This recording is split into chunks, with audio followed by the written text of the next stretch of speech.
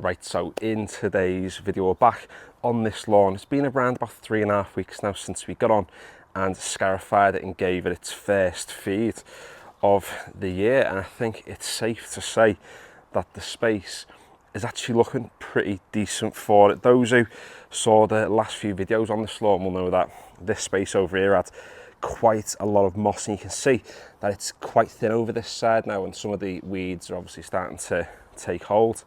And even across on this side as well, we have plenty of decent grass growth, but you can see how thin the lawn actually looks now. And that's not just because we scarified it, it's just because we've removed a lot of the moss that was knocking about, and it kind of reveals how thick and dense the lawn actually is. But in terms of colour, in terms of consistency, not looking too bad whatsoever. And you can see when it's in the sun, it's looking absolutely boss. So the aim of today is just pretty simple. I'm going to get on with the mower and give it a quick cut, but I do want to just touch on something that someone had asked in the previous video on this space, and that was why I didn't get on and actually seed it. Now, 3.5 weeks ago, we were talking, it was like the middle of March, and at the time temperatures really weren't there, and about a week and a half after scarifying, we had that really hot couple of weeks where we had a lot of sun, but the issue was we didn't have a lot of rain.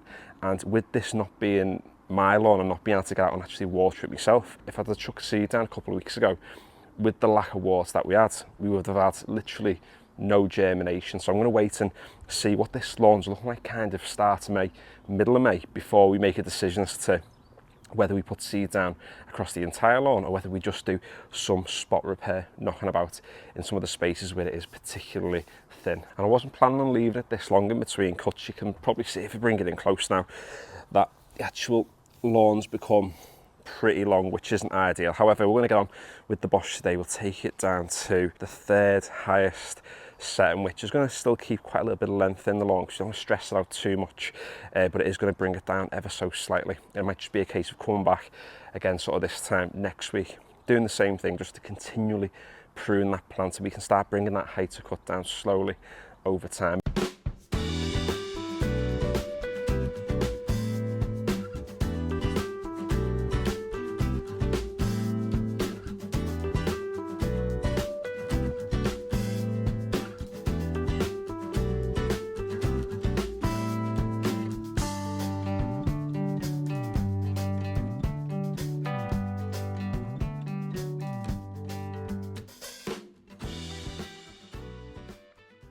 So there we go. Overall, I'd say it's looking pretty decent. You know, the sward for the most part is quite dense. We get over the top, it's not too bad. There's the odd weed in there, but we're not going to worry too much about that. There's a few sort of popping their heads up, so you can see some of these fellas down here, and there's the odd dandelion that we've got, but really that's not the main aim at the moment, because although some of the weeds are starting to grow at the moment, it's best wait until around about May time, because they're all in full swing then before you actually get on and kill any of them. And what I'm sort of thinking about at the moment is the possibility of not spraying the entire space with weed all, but getting on and sort of spot spraying a few of them just for the time being. Really, it's patches like this where, you know, you've got the odd weed that you can see here, but look how thin this part is, and that's because it was completely and utterly just dominated by moss. And now that we've removed the moss, we want to fill that back in with grass so we can kind of get the grass to outcompete any of the other weeds or any moss that tries to kind of encroach in that space, because really that's the best way to, you know, prevent weeds from thriving in your lawn, is to make sure your sward's as dense and as thick as it possibly can be, because this space is just like an arena for competition, and ideally we want our grass as kind of being the dominant plant that takes over and prevents the other weeds from coming through. But really, when you think about gardening and lawn care, if you look at this lawn now, for most people, you know, you'd be happy with it. You'd be happy with it in this state. You know, it makes you think, do we really need to be killing every single weed off? And really, by the end of this year, if we've still got a few weeds knocking about, like if this fella is knocking about and this dandelion fella who sort of hid under the lawnmower before, but if he's still knocking about, then, you know, so be it. As we always say on this channel, no one's going to die if we don't have the perfect lawn. Not everyone's going to have one, and really, not everybody's got the time to. This garden I'm taking care of now, the people who own the house, you know, can't get out all the time and cut the lawn. So I'm just doing what I can to, you know, help it stay in a fairly decent condition, which this definitely is in. And we've got a plan for the next few weeks. It's really a test, really. What we're going to do is we're going to install a robot lawnmower on this lawn and get it to cut it on a regular basis. I've got the Momotion luber in the garage, which has been there now for the best part of 2 years, and I did a review, you know, a couple of years back. Really, it wasn't ideal for the space that I've got because the machine's quite big, whereas a lawn like this is probably going to be ideal for it, because I can't get here every single week and give the lawn a cut, and the temperatures are only going to be sort of rising over the next few weeks, next few months. And as those temperatures rise, cutting your lawn, you know, once a fortnight isn't feasible. Even once a week, you know, doesn't really give you the perfect lawn, because the grass is going to go through such an accelerated period of growth. So getting a robot down and getting that to take care of the lawn for the most part, you know, I can cut it every so often. Fingers crossed that's going to help the sward just become much thicker and denser, because to get a denser lawn, to get a thicker lawn, you just need to cut it on a regular basis. The more you cut it, the more it's going to grow. The more you feed it, the more it's going to grow. A lot of that growth is going to be lateral. It'll naturally sort of thicken itself up. Fingers crossed with the grass type that it is.